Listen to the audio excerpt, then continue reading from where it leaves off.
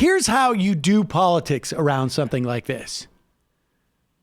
Nancy Pelosi goes out there and she says, well, how do we deal with, how do I square the circle that Donald Trump is an existential threat to the country, but I've just materially increased his chances of getting reelected?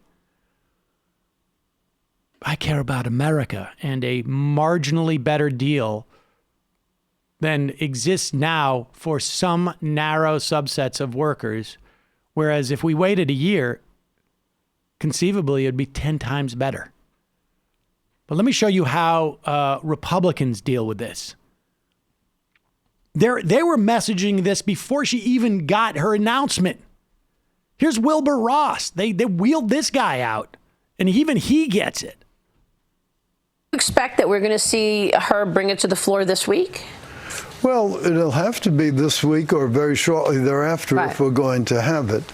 I think from their point of view, the timing is quite important in that here's this devastating report about the FBI and the way they mishandled everything relating to the Trump campaign. Convenient to have some news to distract people. Yeah. Yeah. You see what he did there?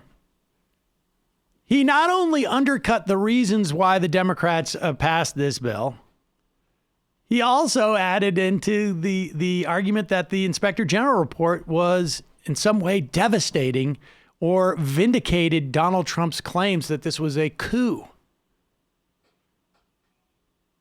Wilbur Ross is not the only person who can leverage this as well. This guy, Kevin McCarthy, the minority leader in the House, he knows it's easy too. Here's Kevin McCarthy. By agreeing to the USMCA, has Nancy Pelosi done Donald Trump a favor? No, she's actually agreeing to it as she's doing her job. Waiting a year, she has weakened America.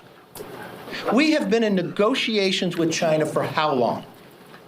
Would America not be stronger if we had the USMCA agreed to prior to the negotiations with China? What are you talking about? Everyone would tell you yes. Why did we have to wait this long to have these many more jobs that are going to be created? Why did we have to wait this long to have the GDP grow? Maybe because she wanted to give as much time as possible before the next election, just to narrow that. We're less than a year away before the election, and just now USMCA came up.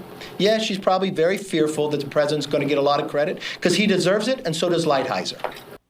That's so stupid. I mean, why? If that was a strategy, then just why would you pass it? Go. Why would you? Oh yeah, we're going to save it at the maximum closeness to the election. Well, of course it's stupid. It's also stupid for Wilbur Ross to say that this is a distraction from the IG report, because the IG report completely does not say what Donald Trump wanted it to say. Exoneration.